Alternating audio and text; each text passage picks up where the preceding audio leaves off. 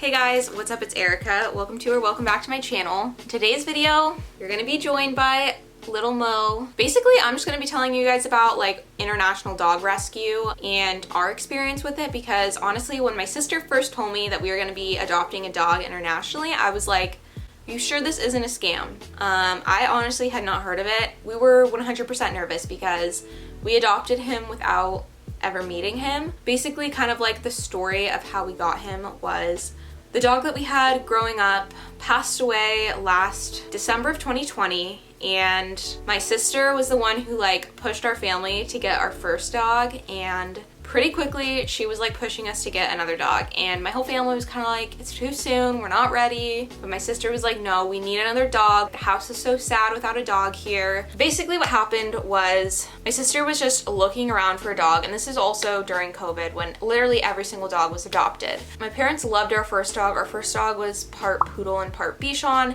They really liked the size and just that he was hypoallergenic, didn't shed. So they wanted something really similar again, and pretty much every dog that was similar to that was adopted. My family really wanted to adopt a dog. My sister was applying for months and just kept not being able to get any of the dogs, whether it was because we were too far, because my sister found a lot of dogs in like the LA area and we live in San Jose, so people in the LA immediate area were like first pick. We also have a pool in our backyard, so that made it less favorable. A lot of shelters were empty, which was so good for the dogs, but it was hard to find a dog when you're looking for one. So my parents were kind of like, they didn't want to go through a breeder, but they also really had a specific criteria that they wanted for their new dog. They really didn't want to go through a breeder, but it kind of seemed like that was the only option. We looked at a few breeders, and you're looking at spending like $2,000, $3,000, $4,000. And then last minute, my sister found our current dog on Pet Finder. He was listed on Pet Finder. It led her to Furry Smiles International Rescue, where we found Mo. There were like multiple videos on him. There's a bio about him explaining that him and his sister were rescued from a puppy mill in Taiwan that had caught fire, and like him and his sister and like a few other dogs were the only ones who survived, which literally breaks my heart. But they had rescued him, and he was living with a foster family in Taiwan. So he was all the way in Taiwan, and all we had to really look at were like pictures and videos. We had to send a video over explaining like who we were and why we wanted a dog. By the time we had been accepted, I think it was probably like 3 or 4 weeks until Mo was going to be coming to us. So the only thing that we had to pay for was his flight to the US from Taiwan, which was around $400. So really, really affordable.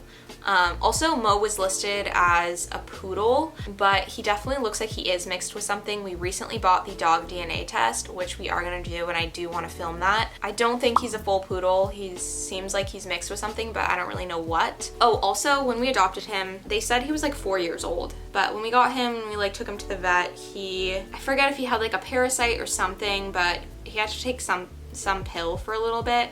But they did do a vet checkup in Taiwan, and they tested him for stuff and got him vaccinated and up to date on all of his shots and spayed before he was sent over to America. Definitely, I'm sure when they rescued him, he was probably in really rough shape, probably just really underweight and just horribly, horribly treated. So they were definitely like nursing them back to health. In his foster home, but in the 7 months that we've gotten him, his hair has grown in a lot thicker.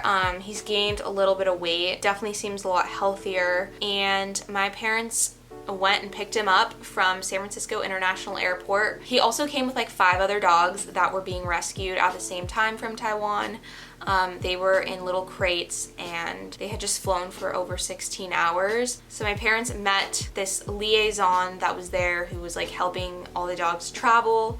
And they met Mo, and they basically loaded him up in the car and took him home. I met him like 2 days after they took him home. To be expected, he was so calm, probably absolutely terrified and traumatized from the entire experience. It just breaks my heart to think about him in like a crate on a plane for 16 hours. It literally sounds horrible. I have looked up what puppy mills in Taiwan look like, and it's just like the worst thing ever. But here he is right now.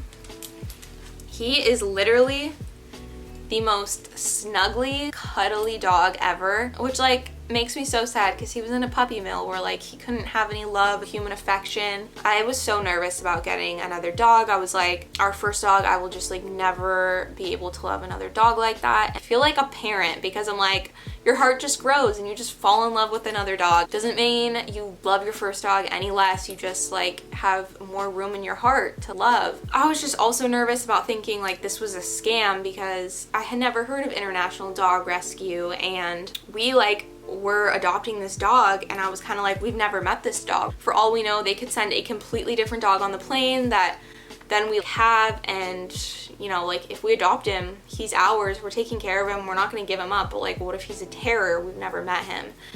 But we got super lucky, and International Furry Smiles Rescue is amazing. They kept in really close contact with my mom, especially like right after he came to our family, and were like constantly asking for photos. And I think everybody who rescues and fosters those dogs become like super attached, and I think it's really sad for them to think about like these dogs having to like travel to a new place, and they just want to know that they're happy and loved. They do have a Facebook page if you want to see. I'd recommend looking at that if you are considering adopting, because literally I haven't seen one negative post. Everyone just says that their dog is the sweetest dog ever. I'm not sure, I don't think he was trained at all in the puppy mill, but in his foster home, I don't really know what they really taught him. Also, I don't know if they were speaking English or not. So when we first got him, he just did not like to sit. Like he would either be standing or laying down.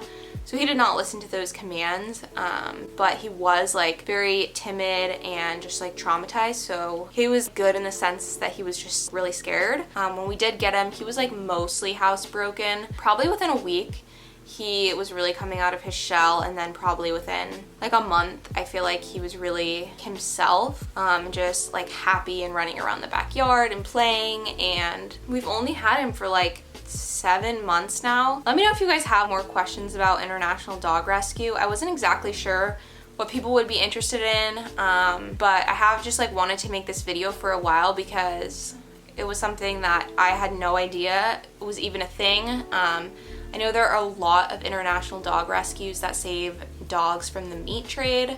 His sister, who he was rescued with, was also adopted, but she went to LA.